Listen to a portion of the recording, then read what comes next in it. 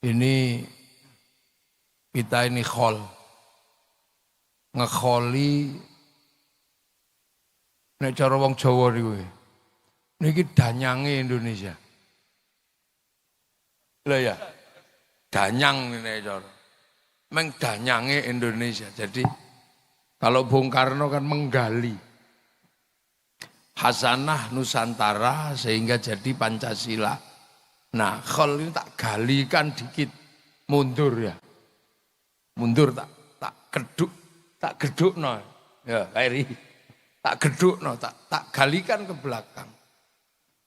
Jadi Bung Karno itu kalau dalam bahasa orang Blitar ini danyang. Danyang Indonesia. Jadi orang dulu. Kalau bahasa modernnya ya founding fathers, pendiri bangsa. Itu lek Jawane iki danyang. Cuma nek danyang itu biasanya kelas kampung. Kelas desa, pendiri desa itu. Itu danyang. Karena apa? Kita ini jadi khol kayak begini. Ini khol ini.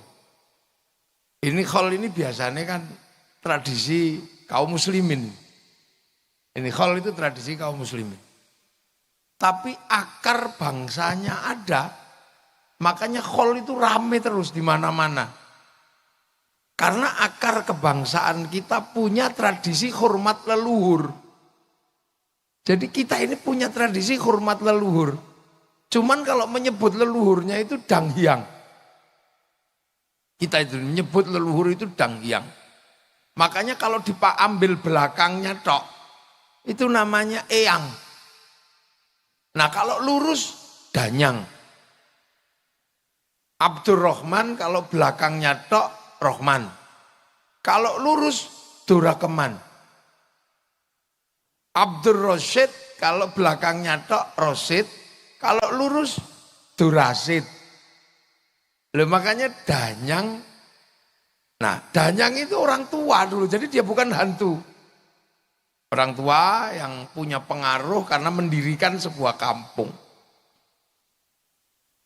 Nah, poro danyang ini, kalau orang Eropa menyebutnya grandma, grandpa. Kalau orang Cina, oma, opa. Kalau orang Arab, syekhun, suyuh. Kalau orang Indonesia, terutama di Jawa dulu, nenek moyangnya Bung Karno menyebutnya danghyang. Makanya orang Jawa di sini menyebut danyang. Nah, danyang ini bukan hantu, mohon maaf. Ini gara-gara males belajar itu. Dikit-dikit hantu. Terus setelah itu beranak pinak ini danghyang ini. Beranak pinak, itu ditanyain. Ada apa-apa cucunya itu nanya, yang kalau mau nanam jagung kapan, mau nanam padi kapan. Karena dulu nggak ada Google, jadi nggak ada googling, nggak bisa, makanya nanya. Lah ketika nanya dijawab. Setiap jawaban dari danghyang ini harus diestokke. Lah ngestokke dipegang betul, itu namanya dipundi. Kalau orang kita dulu yang diestokno betul dipundi. Makanya poro danghyang karena dawuhnya itu dipundi, maka orang menyebutnya pepunden. Terus rumahnya namanya punden. Jadi punden itu bukan rumah hantu, itu rumah nenek moyang kita. Nah, terus ketika lama-lama makanan mulai berkurang, pertumbuhan penduduk dan ketersediaan makanan nggak imbang, maka melakukan migrasi. Ada migrasi kelas internasional, ada kelas lokal, transmigrasi, migrasi. Nah itu setahun sekali mereka rindu pulang. Nengok dangyange itu. Nengok danyange itu. Setahun sekali pulang. Nah makanya kita punya budaya mudik. Kita ini budaya mudik tahunan untuk nengok dangyang. Nah bawa oleh-oleh. Sing hidup dikasihkan, yang mati disembayangi. Nah, nyembayangi atau mendoakan leluhur, upacaranya dikenal dengan nama upacara serodo. Maka ketika upacara serodo itu dilakoni, dijalankan, maka ada istilah nyadran. Nah ini sadranan sebenarnya, kalau nyadran katok kalau belum dipakai, kalau dipakai katokan. Sarung kalau belum dipakai sarungan. Nah, serodo kalau belum dijalankan ya serodo, kalau dijalankan jadi nyadran. Terus dibilangi, eyangmu itu enggak mati, cuman pindah dari alam kecil ke alam besar, mikrokosmos ke makrokosmos gitu dalam bahasa. Nah, makanya karena sudah pergi tapi masih hidup, pindah alam, didoakan merui kaki danyang nini danyang. Ini landasan, makanya mendoakan leluhur itu mau pindah agama apa setelah agama datang, tradisi ini nggak pernah hilang. Karena itu lahir asli dari bumi Nusantara. Jadi bangsa kita sudah beradab, tidak pernah menyia-nyiakan para pendahulu. Loh, makanya kita ini punya. Sama kayak orang solawatan gitu. Dangdutan, nyanyi. Karena bangsa kita ini juga punya tradisi nyanyi. Makanya kalau ada konser, ada apa gitu, pengajian ada konsernya ya. Karena kita punya tradisi nyanyi dari dulu nenek moyang kita. Sampai hari ini kan kita punya tradisi nyanyi. Di Jawa misalnya ono semut nyanyi. Semuti anak-anak kebobong kang nyanyi. Weru mentok nyanyi deh. Tok mentok tak kandani. Weru pipo nyanyi tak duduk nganggu pipo ledang. Loh sampai bojone minggat itu nyanyi kok. Dang Bali Yosri nyanyi. Loh bahkan silet itu dinyanyikan kalau orang Jawa. Demok silet ku dikenai. Loh artinya makanya kita juga punya alat musik. Makanya kalau sesuatu dinyanyikan kita itu seneng. Makanya musik rap itu gak laku karena gak ada lagunya. Pagi hari saya makan, sore hari ke hall, tengah malam tidur, pagi hari hormat bendera. Ya gak laku, gak ada lagunya. Makanya kita juga punya alat musik. Makanya sekarang kalau ada dangdutan, ada konser ya rame. Kita juga punya alat musik. Bahkan orang Eropa alat musiknya mudah bikinnya, gitar. Kayu tali, kayu tinggal motong, tali kasih. Orang Arab musiknya mudah, terbang kayu kulit. Kulit tinggal motong, kayu tinggal ngeruai. Tapi kita punya alat musik gamelan loh ya bangsa ini. Terbuat dari logam. Artinya hanya bangsa yang menguasai ilmu pertambangan yang maju dan penguasaan metalurgi yang mapan mampu membuat alat musik dari logam. Loh, kita ini punya. Loh makanya tradisi ini kita punya. Ini belum yang lain. Ini tak buka semua. Sampai subuh nggak rampung. Mungkin nanti kita buka di hall berikutnya. Tuh. Kan ini terus. Ini mesti kita tahu. Kita punya akar. Nah. Terus terkait dari danyang tadi yang serodo nyadran. Terus Islam kan datang ini ke Nusantara. Ini Islam datang ke sini mengajarkan hal yang sama. Kamu jangan lupakan para pendahulu. Ya, kamu jangan lupakan para pendahulu. Sebut dan doakan. Walladzina ja'u min ba'dihim yaquluna rabbana ighfir lana wa li ikhwanina alladzina sabaquna bil iman. Kamu jangan lupa bahwa orang-orang yang dulu bawa iman kamu doakan. Loh makanya danyangnya Rasulullah. Rasulullah itu yang dua danyang, salah. Rasulullah itu punya danyang di Mekah sana. Yang buka hutan Mekah itu siapa? Nabi Ibrahim. Nabi Ibrahim itu yang buka hutan Mekah tadi dari gak ada apa-apa. Ditempatkan anak cucunya. Rabbana ini askantu min dzurriyyati biwadin ghairi dzi zar'in 'inda baitikal muharram. Ketika berdoa kakinya ada tapak kakinya. Itu diabadikan sampai hari ini, enggak dihilangkan. Terus berdoa lah, ini Nabi Ibrahim berdoa, Rabbi ja'al hadza baladan aminan. Ya Allah jadikanlah negeri ini negeri yang aman. Maka sampai hari ini kita umatnya Rasul diajarkan jangan lupa Nabi Ibrahim. Makanya setelah Allahumma sholli ala sayyidina Muhammad, kita mesti nyebut kama shollaita ala sayyidina Ibrahim wa ala ali sayyidina Ibrahim fil alamina innaka hamidum majid. Ini wa ala ali Ibrahim enggak pernah. Dan yang itu disebut. Nah makanya kita ini mencoba meniru bahwa kita punya pendiri bangsa, punya founding fathers, Bung Karno. Tapi sejarahnya bisa ditafsirkan oleh banyak. Makanya kalau kemudian wali kota dan keluarga besar mau bikin khol secara terbuka, ini pas. Karena apa? Pendiri Indonesia tidak boleh dilupakan. Founding fathers Indonesia jangan sampai dilupakan. Jangan sampai anak-anak kita ini nggak ngerti. Jangan sampai. Nah cuman kalau Islam kan tidak, Nabi belum disebut. Makanya kita diajarkan ziarah kubur. Terus di kuburan kita disuruh mendoakan kan gitu. Makanya ada tahlil, ada yasin. Dan diyakinkan orang mati itu nggak mati, masih hidup. La taqulu liman yuqtalu fi sabilillahi amwat bal ahyaun. Masih hidup. Orang-orang meninggal itu masih hidup. Makanya harus kita peringati orang-orang meninggal. Ini di kuburannya, karena kalau enggak nanti makamnya ganti. Namanya berubah, kita ini bisa repot. Harus dijelasin. Terus diajarkan karena masih hidup, diajarkan apa? Ila hadrati ila ruhi. Terus Islam mengajarkan orang mati bawakan makanan yang banyak. Makanya Pak Iben menyiapkan makanan banyak, 5.000 tumpeng. Tapi jangan dibawa ke kuburan Bung Karno. Kita makan sendiri.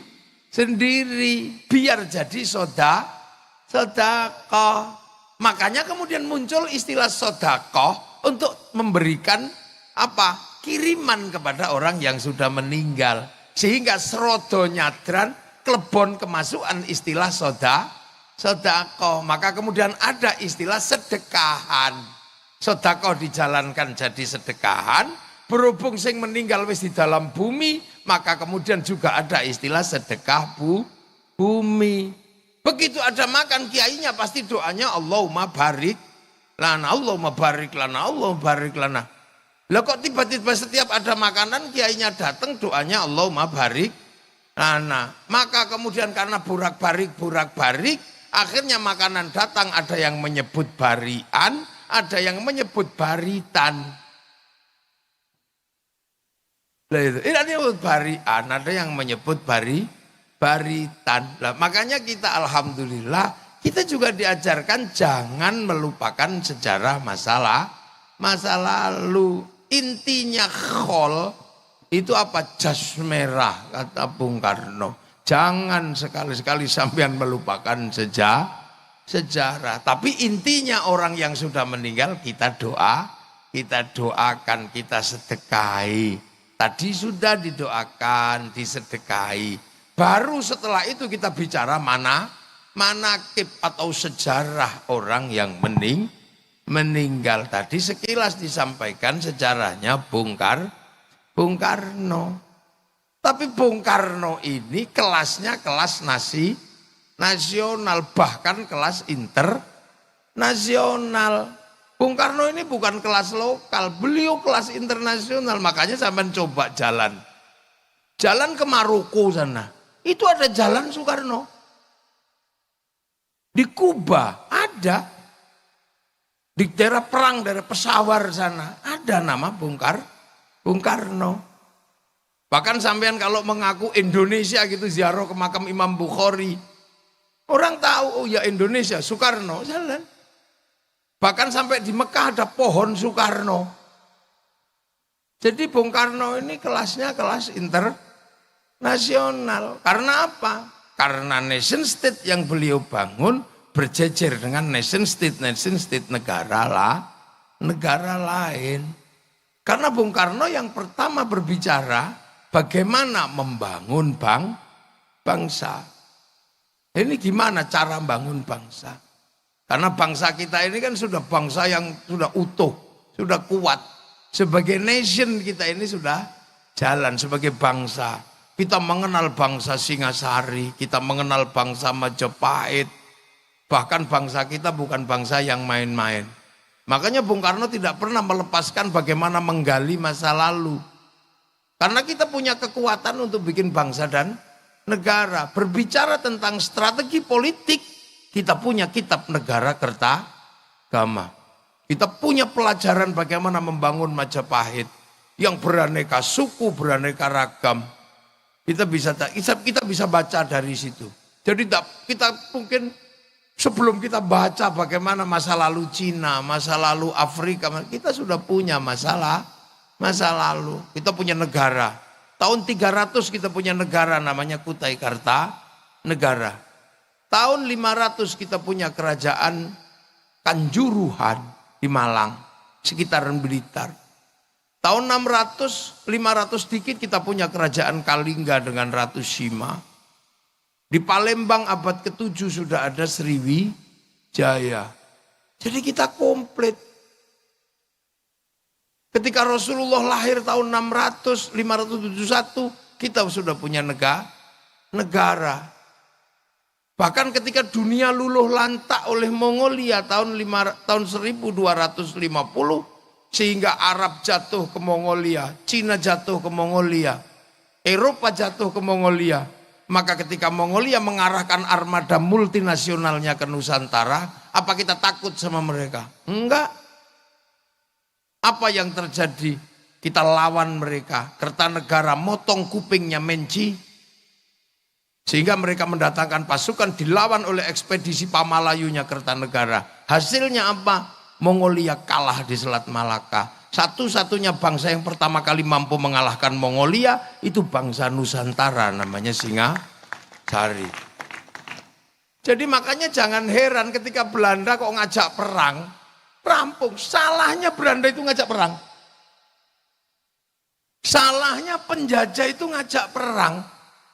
Lupa bahwa bangsa ini jago perang. Coba kalau Belanda itu tetap stabil dengan perdagangan, mungkin kita nggak akan merdeka. Belanda itu strategi tetap dengan gaya VOC gitu ya.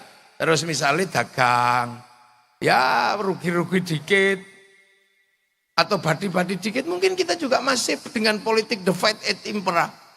Tapi begitu dia ngajak kelahi, dia lupa bangsa ini dari dulu tukang kelahi. Makanya jangan sekali-sekali kita ngajak kelahi orang Indonesia. Habis sampean. Loh ya kan? FPI begitu ngajak kelahi, habis sama bangsa Indonesia. Tadinya aman-aman saja karena gak ngajak kelahi, maka bangsa ini jangan diajak kelahi.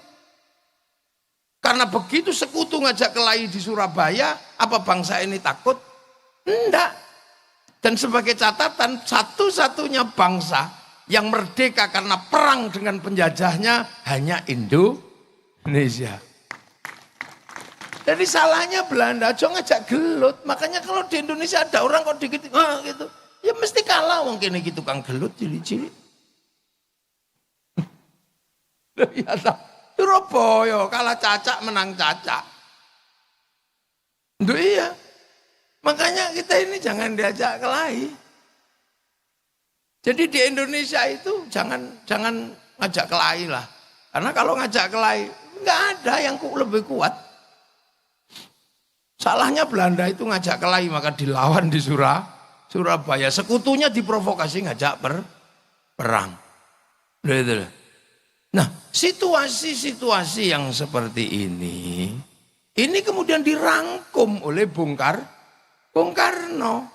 Sejarah masa lalunya seperti apa, bagaimana penghuninya seperti apa, ini terus dunianya seperti apa. Mungkin suatu saat mesti harus ada kita baca di bawah bendera revolusi. Itu tulisannya Bung Karno yang luar biasa. Yang luar dirangkum semua. Nggak ada satupun yang nggak dirangkum oleh Bung Karno. Mulai dari gerakan musik ya dirangkum di situ. Musik ngakek-ngok aja dipikir sama Bung Karno. Iya kan? Kemudian Islam Sontoloyo sudah dipikir sama Bung Karno. Jadi Bung Karno, Elvis Presley udah dipikir, Bung Karno mikir. Jadi Bung Karno ini kadang kalau kita baca ini orang memang tidak pernah mikirkan dirinya Sendiri. Mau apa aja dipikir. Makanya ketika Bung Karno itu memikirkan sesuatu yang besar, ini Bung Karno menjadi traffic daripada nation state. Lalu lintas politik, lalu lintas ekonomi, lalu lintas agama bisa ditampung oleh Bung Karno. Kiai ngomong hanya ngomong agama. Politisi hanya ngomong politik. Budayawan hanya ngomong budaya. Tapi nation state butuh struktur yang paling mapan untuk menjadi traffic daripada pembicaraan seluruh anak bangsa. Dan itu ada pada Bung Karno.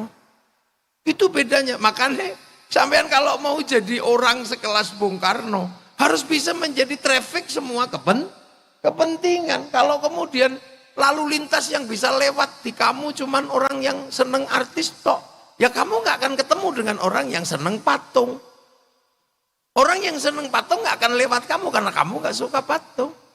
Orang yang seneng musik nggak akan lewat kamu karena. Nah, Bung Karno ini bisa menjadi traffic dari semua kepentingan bangsa.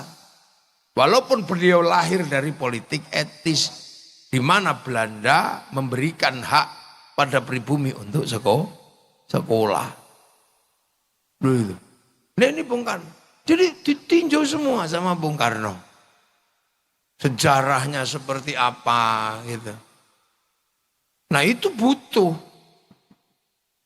Nah, untuk kebutuhan itu makanya kita bisa melihat Bung Karno berani mengambil sikap. Dan monggo Bu Sukmawati monggo.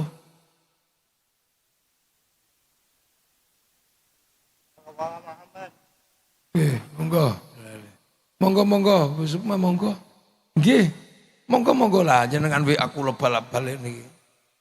Kula pun disi dine gak teko. Monggo mriki. Nggih. Nggih, monggo. Monggo lenggah. Oh ini nggih. Jadi kira-kira Bung Karno itu wajahnya yang gak jauh-jauh lah dari Bu Sukma, dari putrine. Terketa nekate ya podo. Jadi sekali lagi bangsa ini itu arusnya banyak. Jadi karena kita ini puluhan suku, puluhan bangsa, puluhan agama, kepercayaan. Dan ini semua membawa arusnya masing-masing. Semua punya ceritanya masing-masing. Semua punya ceritanya. Nah, yang mampu merangkum itu, nah itulah Bung Karno. Itu kekuatan Bung Karno sebenarnya adalah menjadi trafficnya semua orang yang pengen bangun bangsa Indonesia dari ketertindasan imperialisme dan kolonialisme di waktu itu. Itu kekuatan Bung Karno. Jadi Bung Karno bisa ngomong apa saja. Itu enggak mudah. Orang punya kemampuan untuk bisa ngomong apa saja. Dia bisa. Dan itu kita bisa baca di bawah bendera revolusi. Sampean juga sama. Orang punya potensi kalau orang bisa menjadi lalu lintasnya orang banyak. Makanya para pemimpin ini bisa jadi wali kota. Itu ya trafficnya orang banyak. Partainya banyak. Alirannya banyak. Lalu makanya kiai juga sama. Kiai kalau bisa menjadi traffic orang banyak, ya dia akan hadir menjadi eksistensi yang cukup bisa mewakili kepentingan orang banyak. Di zaman itu Bung Karno bisa. Nah itulah makanya ada istilah beliau ini pendiri. Makanya orang nggak komplain ketika Bung Karno yang akan baca proklamasi. Orang nggak mungkin karena merasa semua terwakili. Semua merasa diwakili oleh Bung Karno. Yang kelompok agama diwakili, kelompok modernis diwakili, kelompok ini diwakili. Sehingga bisa merangkum itu semua. Nah, rangkuman itu kemudian kita bisa lihat yang paling kita pahami rangkuman dari apa yang terjadi traffic itulah yang kemudian kita kenal dengan Pancasila. Itu rangkuman Bung Karno. Bahwa di Indonesia orang tidak mungkin menjauhkan diri dari Tuhan. Apapun Tuhannya, apapun kepercayaannya, orang Indonesia nggak mungkin tidak bertuhan. Dan sejarah bangsa ini tidak pernah melepaskan dan meletakkan Tuhan menjadi kelas 2. Tuhan menjadi kelas 1. Semenjak zaman lahir agama kepercayaan, yang namanya kapitayan itu Tuhan sudah tertinggi. Tan keno kinoyo ngopo. Kedatangan Hindu, Tuhan juga tetap tertinggi. Makanya kasta yang ngomongin Tuhan itu kasta tinggi. Namanya Brahmana. Dia bukan kasta kelas 2, dia kasta kelas 1. Tuhan tetap yang tertinggi. Loh, makanya ketika merangkum ini semua jangan pernah sekali-sekali orang Indonesia melupakan landasan Tuhan. Makanya nomor 1 itu ketuhanan.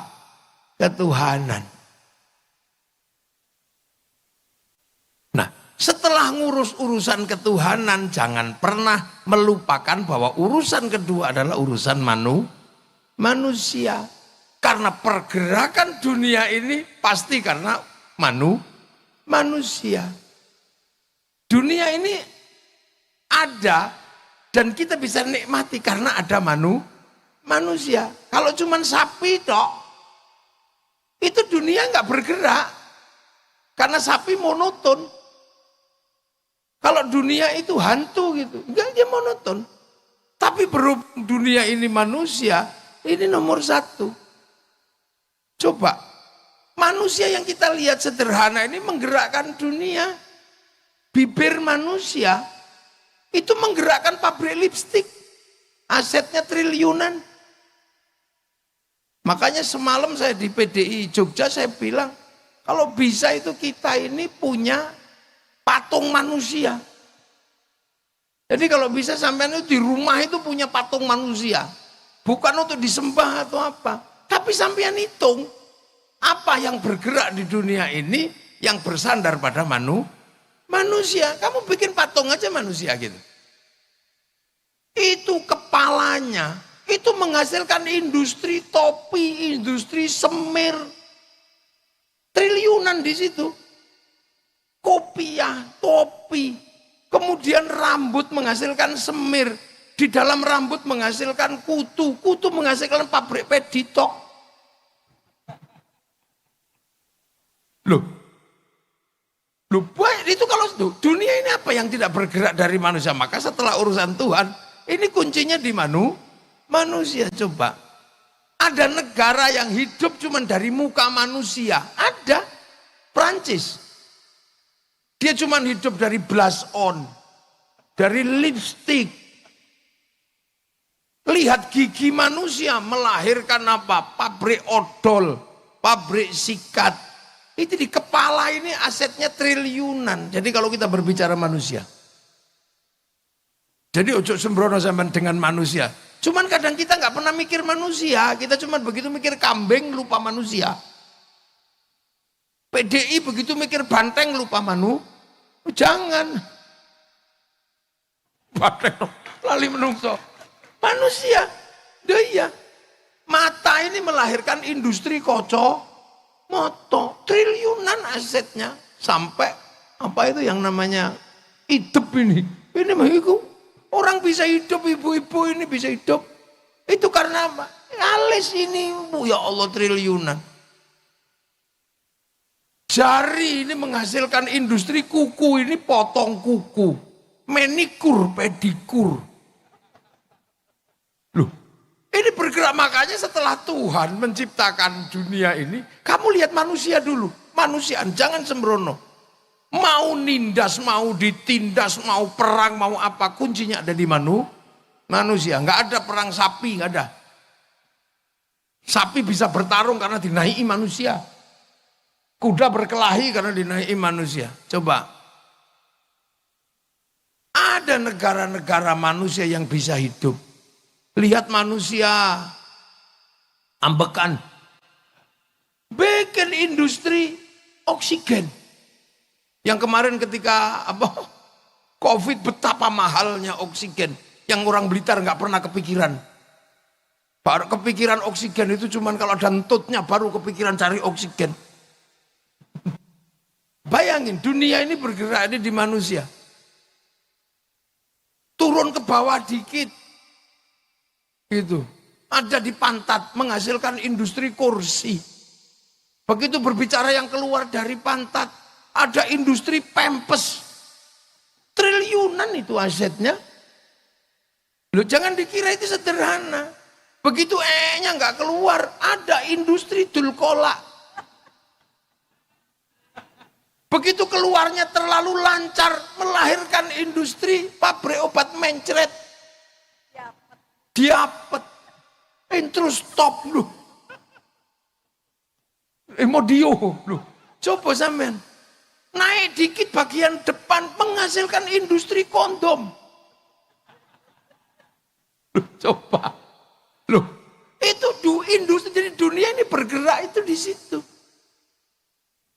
Makanya kemanusiaan ini enggak boleh sampean tinggalkan setelah urusan Tuhan. Dan setelah itu sampean harus mikir, makanya para pemimpin kepala daerah ini harus punya patung. Pak Ibin. Lho santri kula niku Ibin niku. Kula sing ngomong niku mbiyen ning Jogja. Saiki dadi wali kota ya wis. Top. Dadi muridku wis ono sing dadi wali kota. Top. Makanya berapi-api. Berdemonstran niku. Lho jadi coba apa yang tidak ada dari manusia coba? Ada syuting. Itu syuting, itu kenapa? Karena manusia pengen gambarnya ada. Ada rokok karena manusia ngantuk. Coba, nggak ada satupun di dunia ini yang nggak berhubungan dengan manusia. Makanya manusia harus mendapatkan prioritas kedua setelah ketuhanan.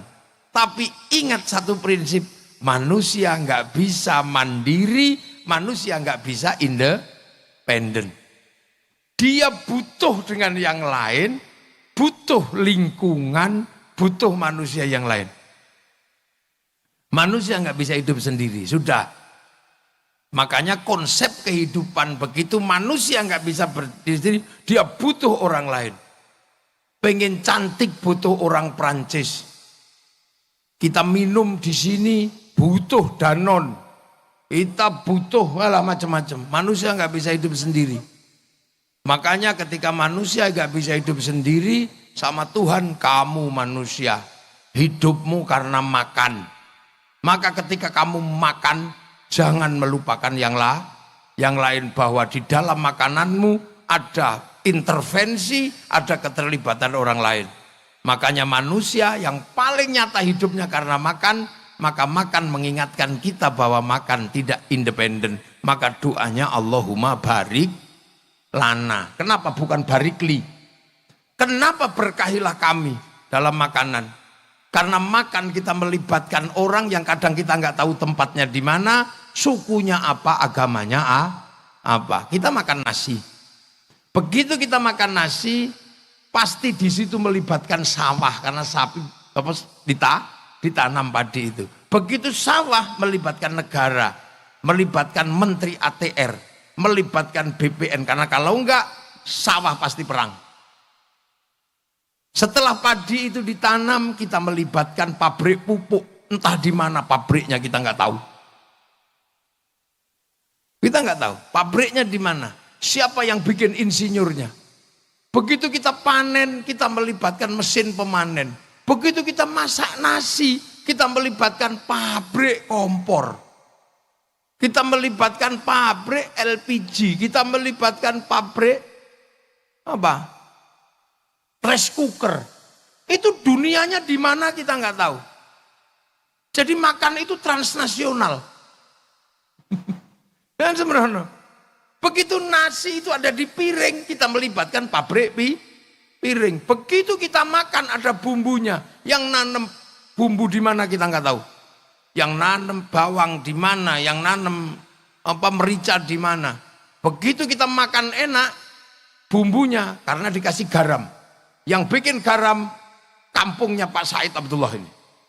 Madura. Dan kita kadang curiga sama orang Madura ketika bikin garam. Kita curiga, jangan-jangan ditambah garamnya itu kencing dia. Makanya orang Jawa curiga karena takut dikencingi, maka produknya dikasih nama uyah. Karena khawatir pas bikin nguyuh.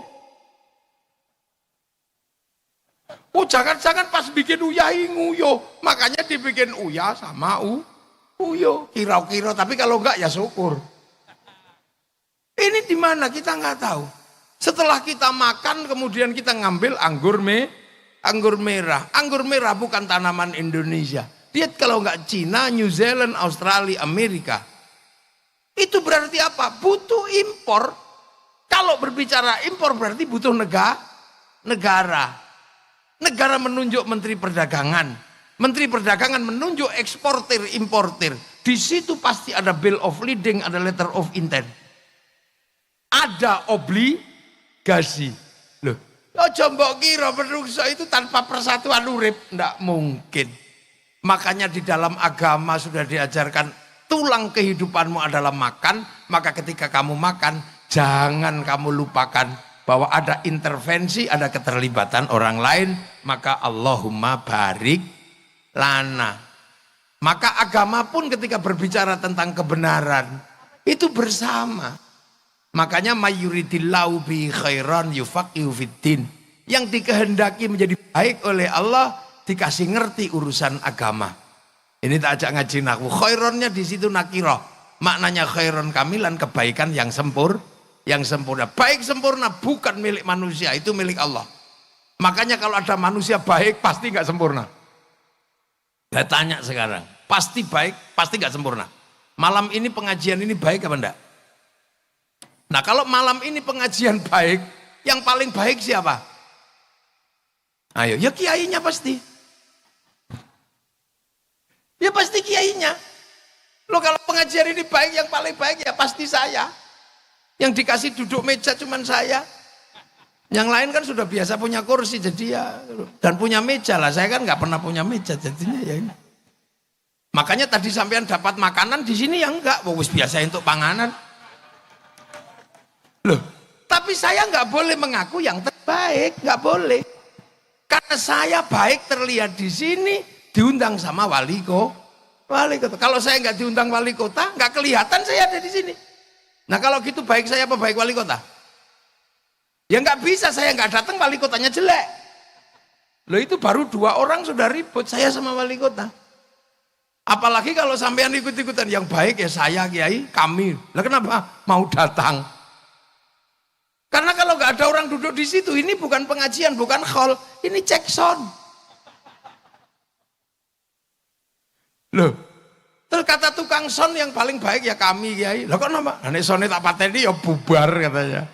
Kata Pak Wali Kota, ya coba pateni rata bayar. Ya kan? Ini menjadi indah karena ya ono sing masang tenda. Padahal biasanya yang suka masang tenda ini sholatnya juga nggak terlalu rajin. Loh, mana ada baik itu berdiri sendiri. Makanya orang kalau baik jangan mengaku paling baik. Karena baik itu nggak independen. Makanya karena manusia ini nggak mungkin hidup tanpa persatuan. Nah, sekarang persoalannya adalah bagaimana orang bisa menghargai orang lain karena manusia nggak bisa hidup dengan dirinya sendiri. Bagaimana manusia bisa menghargai orang lain yang ada dalam hidupnya? Kiai, sholat. Ada dalam hidupnya peranan orang Cina. Karena kiai kalau sholat harus tutup aurat. Begitu tutup aurat, ini kain. Ini bikinan pabrik kain. Yang punya pabrik kain itu Cina. Jadi dalam sholat itu Cina juga hadir. Makanya kiai nggak boleh ngamuan sama Cina. Karena kalau Cinanya pergi, kitanya udah. Loh dalam kehidupan kita nggak bisa kita ya. Kita sholat wudhu. Kaum muslimin wudhu pakai air. Yang nyiapin keran sama pipa siapa? Mas Pion. Maka kita nggak boleh anti industri. Begitu kita bikin masjid, ada pabrik semen di situ. Itu siapa yang bikin? Ya orang-orang Krakatau Steel sana. Kita pergi haji, itu pasti bayar ke bank. Maka kiai nggak boleh mengharamkan bank, karena begitu bank haram, kita nggak jadi pergi haji. Wong pilotnya nggak mau dikasih duit. Loh yang kayak gini. Makanya sekarang ada konflik Yahudi gitu. Hancurkan Yahudi semua, ya sisain lah dikit, jangan habisin semua. Karena pesawat itu bikinan sana. Begitu sana nggak ada semua terus mati lah, kita renang. Loh itu makanya konsep hidup ini nggak boleh orang semena-mena dia. Nah, yang menopang itu semua apa coba? Perasaan setara antar suku, antar anak bangsa, antar agama. Itu konsepnya ada di mana? Ada di Indonesia. Konsep apa? Konsep hidup yang pernah ditawarkan oleh Rasulullah Muhammad Sallallahu Alaihi Wasallam. Konsep kullukum ra'in wa kullukum mas'ulun an ra'iyati. Kalian semua adalah para pemimpin yang harus hidup saling tanggung jawab antara yang mimpin dan yang dipimpin. Konsep bertanggung jawab dalam perbedaan suku, bangsa, agama, tapi hidup setara, itulah yang disebut ra'iyah. Ra'iyah itulah yang akhirnya dipakai oleh pendiri bangsa ini untuk menyatukan perbedaan menjadi rakyat. Makanya Bung Karno tidak memilih konsep, tidak menerima konsep people. Karena kalau people itu vox populi vox dei, suara mayoritas suara Tuhan. Begitu dia mayoritas, dia diktator mayoritas. Makanya ra'iyah tidak menerima konsep khilafah atau ikhwanul muslimin. Ra'iyah juga nggak bisa menerima konsep, Bung Karno nggak menerima konsep komunis. Karena komunis itu adalah diktator mayoritas. Sama, diktator proletariat. Makanya konsep yang dipakai adalah ra'iyah. Yang akhirnya antar suku yang berbeda bisa setara, antar agama yang berbeda bisa setara. Nah itu yang kita kenal dengan konsep rakyat. Akhirnya yang tadinya kawulo di Jawa bisa mandiri bilang kulo. Yang tadinya hamba sahaya bisa tegak bilang saya. Yang tadinya abdi di Sunda bisa bilang abdi mah. Yang tadinya orang Banjar pukulun bisa bilang ulun. Itu karena apa? Karena konsep ra'iyah atau rakyat. Maka persatuan hanya bisa dijalankan kalau manusia menggunakan prinsip kerakyatan. Dan satu-satunya muslim terbesar dunia yang bisa mempraktekkan menggunakan konsep ra'iyah hanya muslim Indonesia. Terus mbok arani Bung Karno yu ra santri ngono kira-kira. Bisa menerapkan konsep itu. Saudi kembali menjadi kerajaan. Beberapa negara di Timur Tengah komunis. Kita menggunakan idiom yang asli. Makanya ra'iyah itu kalau ngumpul namanya musyarakah. Apa musyarakah? Yang tadi saling bersekutu, saling melengkapi. Cina melengkapi, Jepang melengkapi, orangnya nggak datang, Sonnya datang. Orang Korea nggak datang, Samsungnya datang. Ya datang semua ini loh. Nah itu musyarakah yang kita jadikan istilah lokal masyarakat. Makanya musyarakah ini indah dan itu di Indonesia terjadi. Nah musyarakah ini kalau mau mengambil keputusan musyawarah wasawirhum fil amri, bermusyawarahlah dalam berbagai urusan kamu. Makanya konsep musyawarah ini kemudian terlembagakan majelis permusyawaratan rakyat, dewan perwakilan rakyat. Idiomnya masih idiom yang sama.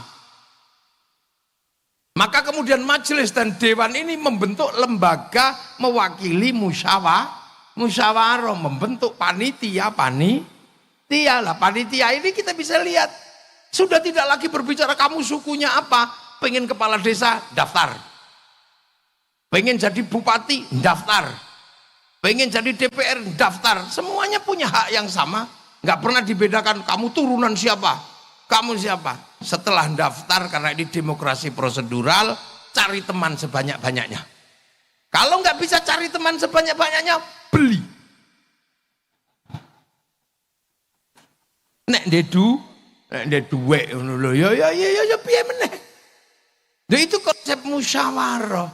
Makanya yang nata dulu yang digali oleh Bung Karno ini kerjaan siapa?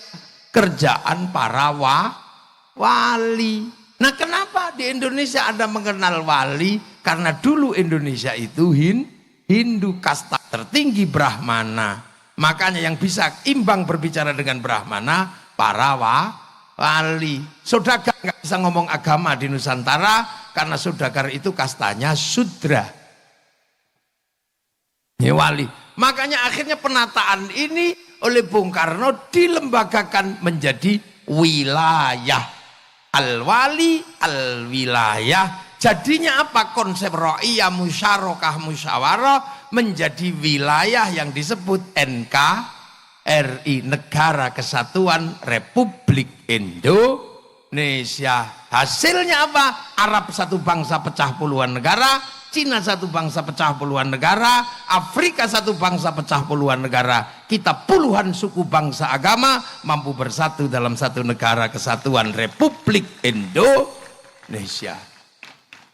Lah itu. Makanya ini kerakyatan menjadi landasan. Terus yang mimpin siapa? Harus orang yang jernih.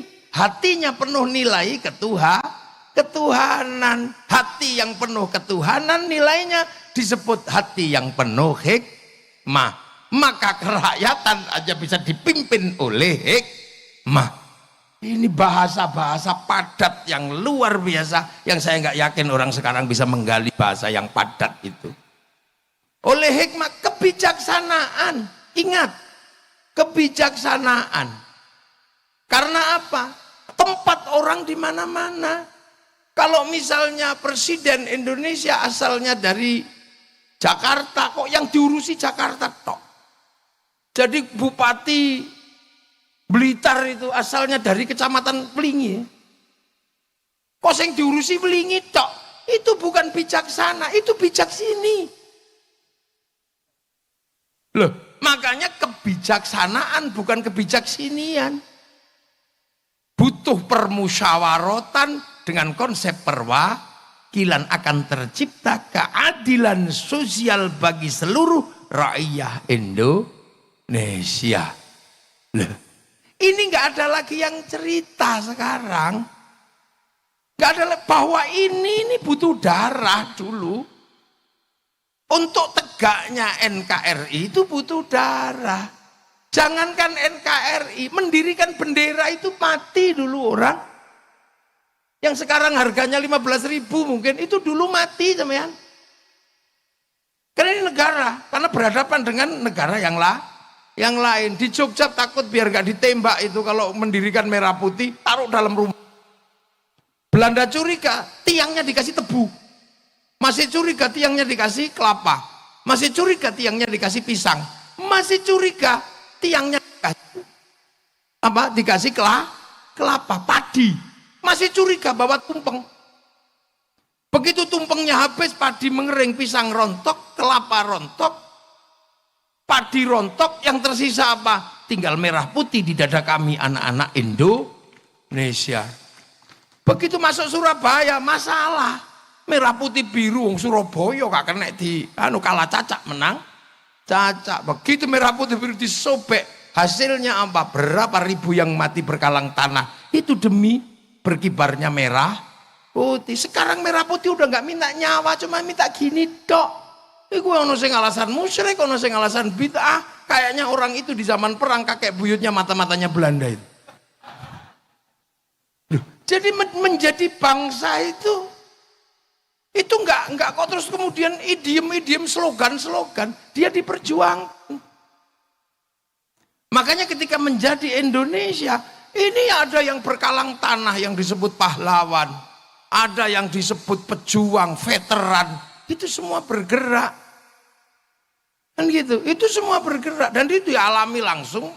Bung Karno di penjara, dari penjara ke penjara, dari suka miskin. Padahal Bung Karno itu kalau mau hidup enak gampang, wong orang pinter zaman segitu.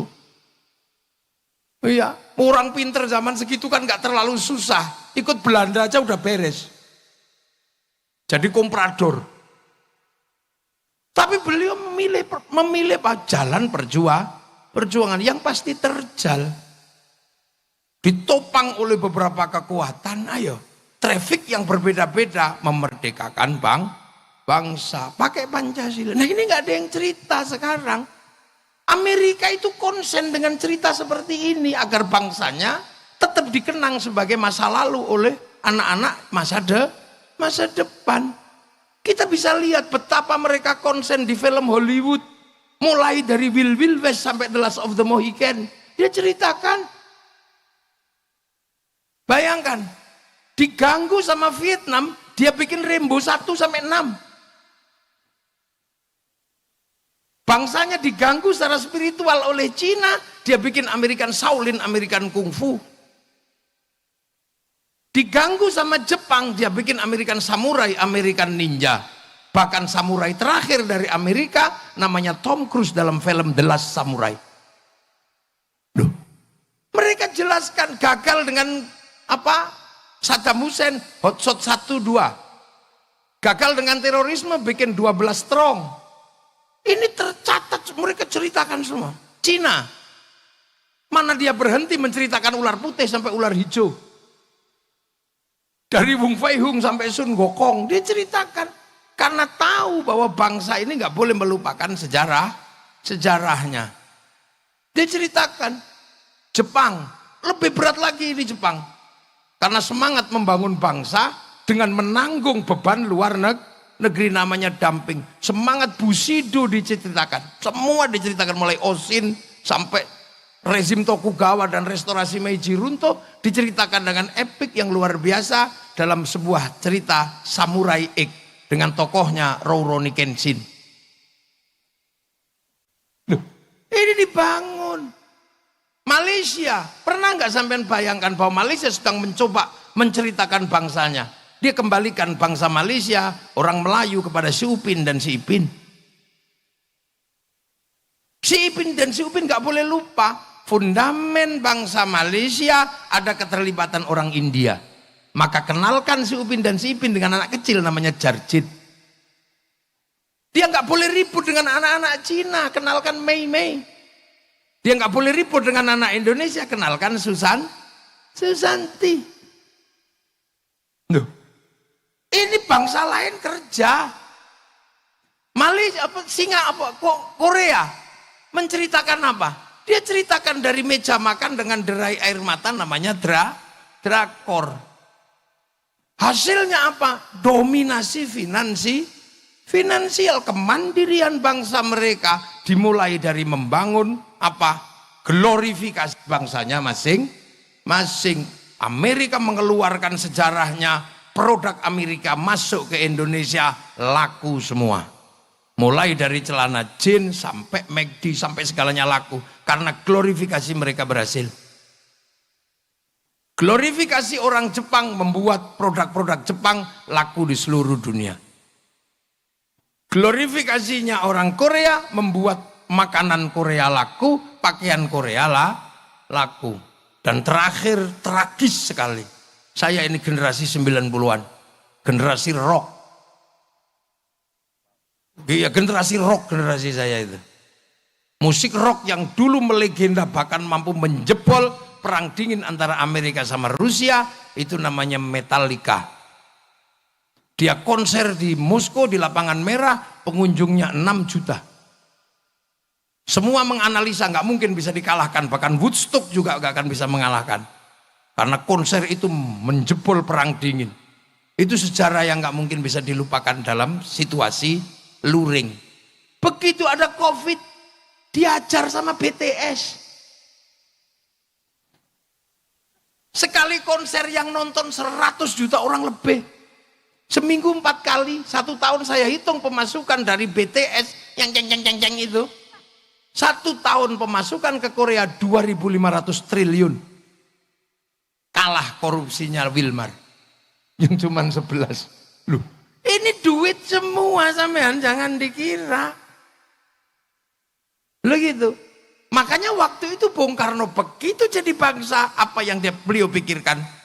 Berdikari. Mari kita berdiri di kaki sendiri.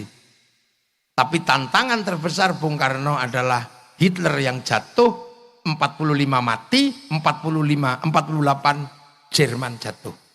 Apa yang terjadi? Pisah antara Soviet sama Amerika. Bung Karno dipaksa, you mau ikut Soviet apa ikut Amerika? Enggak, non-blok. Maka kemudian bikin Asia, Afrika, macam-macam. Dan enak ketika bikin non-blok, karena apa? Intelektualnya nasionalis. Balai Pustaka sebagai pusat pengetahuan ditanya, kita mau berkiblat kemana kalau kita non-blok? Apakah kita akan menduplikasi Eropa? Enggak. Ada novel berjudul Salah Asuhan. Apakah kita akan menduplikasi model Arab? Enggak. Di bawah lindungan Ka'bah. Apakah kita akan menduplikasi Belanda? Oh jangan. Tenggelamnya kapal Van der Wijk. Apakah kita akan bangun murni Indonesia? Siti Nurbaya. Jawaban. Tapi Bung Karno bertahan di situ juga nggak mudah. Karena apa? Gelombang industri dunia bergerak menyasar seluruh masyarakat dunia. Akhirnya kemudian hanya bertahan dari 45 mendekati 65. Kemudian bangsa ini ada yang nyelip, membawa apa? Membawa sesuatu dari luar yang akhirnya kita harus apa? Membuka diri karena perubahan yang ada di luar. Masuklah kapitalisme model baru namanya developmentalism. Nah akhirnya ya sudah, Bung Karno terjatuh. Nah dengan berbagai epiknya ada dinamika PKI, ada dinamika apa. Ini sebenarnya adalah perubahan yang harus ditanggung oleh Bung Karno yang mau bertahan dengan berdikari. Karena tetap mempertahankan konsep marhen. Punya sawah sendiri, dikelola sendiri, itu masih bisa. Tapi semakin lama orang hidup seperti itu nggak bisa. Karena di sawah yang tadinya cuma butuh pawon, dapur, butuh kayu, sekarang butuh kompor gas, itu industri. Sudah nggak bisa begitu. Kemudian beli kompor gas pakai WA. Bu, kirim kompor gas. Begitu WA, yang terlibat adalah Mark Zuckerberg. Loh, iya kan? Mark Zuckerberg pakai cloud di sana. Begitu kita bilang, ya sudah, pakai transportasi. Semua sudah nggak bisa. Ini dunia baru, dunia digital. Makanya kita harus mempersiapkan diri menghadapi dunia digital. Ini harus kita hadapi. Ketahanan digital. Yang paling mungkin nanti saya pesan kepada bapak-bapak yang dari Jakarta, ketahanan digital harus dimulai dari mana? Dari ketahanan kita memperjuangkan coding dan algoritma internasional kita. Kita punya huruf, tapi huruf nasional adalah huruf Latin. Sehingga coding kita, algoritmanya adalah algoritma Latin. Cina nggak mau. Cina menggunakan algoritma sendiri, huruf sendiri masuk dalam domain internasional. Sehingga dia bisa lawan Amazon pakai Alibaba, dia bisa lawan WhatsApp pakai WeChat, dia bisa lawan Facebook pakai QQ Runner. Kita nggak bisa punya ketahanan digital nanti. Itu Pak Ganjar, para petinggi-petinggi negara. Saya cuman usul aja, wong saya cuman bisanya gawe raja. Algoritmanya itu algoritma abjadun hawazun. Lah ya, ini negara. Nah, Bung Karno menghadapi problem di situ. Ya sudahlah, akhirnya bangsa ini terus bergerak dan sampai hari ini bangsa ini melewati fase yang sangat panjang. Dan nanti entah sampai kapan, karena orang juga harus berpikir ini Cina apa Amerika. Loh, ini harus terjelaskan karena apa? Bangsa ini mempersiapkan bagaimana bisa produksi.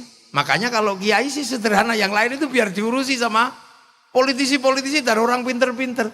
Kiai mempertahankan keutuhan bangsa dan negara. Itu tugas kiai. Kita jaga. Makanya cara kiai menjaga NKRI itu sederhana. Yang penting rukun. Makanya kiai itu kalau apa-apa agama selalu menjadi landasan kerukunan. Kiai doa. Ya biar rukun. Doanya bareng bareng. Kiainya yang doa, santrinya amin. Amin. Amin. Amin. Amin. Gitu. Yang lain sudah nggak mau doa bareng-bareng, doa sendiri-sendiri. Gitu. Santri kiai enggak, karena santri kiai bagian dari perjuangan NKRI. Maka kalau doa tetap bareng-bareng. Begitu yang doa kok tambah banyak, diajak ke alun-alun Blitar. Namanya istighosah. Akhirnya ro'iyah ngumpul, rakyat semuanya ngumpul. Yang ngaji datang untuk ngaji, yang jual bakso datang untuk jual bakso. Kerukunan terjaga, roda ekonomi berputar. Itulah yang bisa kita lakukan. Belum makanya kiai itu sholawat. Ya nggak sendirian. Kalau sholawat bareng-bareng, nggak bisa, Bu Sukma. Saya lagunya Rhoma Irama. Lawat bareng-bareng. Bendera laku. Apa aja laku. Sampai kemudian semuanya laku. Roda ekonomi berputar. Kerukunan terjaga. Peringatan Maulid Nabi. Kita kumpul di mana? Kita keluarin uang. Iuran. Setiap bulan santri iuran. Bikin kegiatan bersama yang sifatnya apa? Edukasi publik. Kerukunan terjaga, roda ekonomi berputar. Makanya santri-santri ini nggak punya uang. Pondok-pondok jelek-jelek. Bikin WC aja angel. Makanya karena apa? Duitnya habis untuk merawat NKRI. Maka tugas partai-partai politik membantu. Tugas bupati bantu. Karena enak dulu nih kiai mogok. Polisi juga susah. Kalau kiai tiba-tiba mogok, nggak lagi merawat kebangsaan, sampai tadi bupati angel. Lu coba COVID itu kan ada kiai, wow judek sampean, melarang orang Jumatan. Untung ada kiai, tinggal ngomong aja, kiai Jumatan libur, dong libur besok ya, alhamdulillah. Coba yang larang polisi, ya dilawan. Terus tiba-tiba kiai disuruh ngomong COVID, kiai ngomong COVID. Lah kiainya kan nggak ngerti COVID itu apa. Ya akhirnya kiai ya sesuai fakta gitu aja. Saudara-saudara, hari ini zaman digital, dosa manusia terbanyak ada pada dunia digital. Membuka pakai jempol bisa ngomong apa saja. Maka dosa ada pada jempol dan mulut. Maka Allah menurunkan corona, tangan harus pakai hand sanitizer, mulut harus pakai masker. Betul? Betul. Padahal kiai ini ngarang. Ini ruang, makanya terorisme begitu ngomong, kiai ngomong teroris, semua kiai ngomong teroris. Ketika bangsa ini terancam, mana ada kiai menghentikan diri? Karena apa? Kiai ini penerus para wali, punya tugas untuk menjaga wilayah dan wilayah itu NKRI. Dan itu Bung Karno mampu merawat itu semua. Tinggal nanti ke depan bangsa ini mau seperti apa. Tantangannya kayak apa biar dipikir sama calon presiden Indonesia. Loh kan gitu ya Pak Ganjar kan calon presiden Indonesia. Kalau kemarin kalah sama Pak Prabowo mungkin tahun depan bisa menang lagi. Ya kan gak ada yang tahu. Kayak Pak Jokowi, Pak Prabowo kalah. Maju lagi, kalah lagi, maju lagi, menang. Wong panjenengan masih muda aja kok. Kalau 3 kali kalah ya 4 kali. Sak menangin. Lah ya, santri-santri ini kan yang penting bagaimana NKRI ini terjaga. Makanya jangan salah bahwa konsep kebangsaan ini sinergi antara yang dibangun oleh Bung Karno dengan nalar bangsa Indonesia karena digali dari masa lalu ya, amma ba'du. Ini baru mukaddimah saya. Loh kiai itu kalau ngaji kan pakai amma ba'du. Kalau sudah amma ba'du berarti pembukaan selesai. Saya belum mulai ngaji nih. Tapi kalau bisa tahun depan Pak Iben ada sapi yang dipotong. Beli sapi lah wong khol Bung Karno kok tumpeng tok gak ono sapi ini. Loh iya kan. Oh Pak Said yang mau beli sapi tahun depan. Iya, masak kaldu. Oke. Ya jadi gitu. Jadi kita ini kadang tidak lagi ada yang menceritakan kita punya masa lalu. Kita punya Bung Karno gak ada yang menceritakan. Hari ini anak-anak sudah gak tahu di bawah bendera revolusi. Sementara orang Soviet, orang mana masih tahu das kapitalnya. Marx masih tahu. Orang Jerman, orang Prancis masih ngerti Levi Strauss. Montesquieu masih ngerti. Orang Yunani masih ngerti Platonis. Nah, kita tiba-tiba nggak ngerti apa-apa. Punya ayam jelek bagus dikit ayam Bangkok. Punya rambut hitam di merah-merah. Akhirnya jadi LKMD Londo Komeng Dasi. Nah itu semangat Bung Karno, itu semangat untuk mempertahankan bagaimana bangsa ini bangkit. Karena nanti produksi butuh konsumsi. Konsumsi terbesar itu berbanding lurus dengan rasa cinta pada bangsa dan negara. Makanya kita ini ngomongin bangsa dan negara, ngomongin Bung Karno. Semoga malam hari ini bermanfaat dan nanti bisa kita lanjutkan pada call berikutnya. Assalamualaikum warahmatullahi wabarakatuh.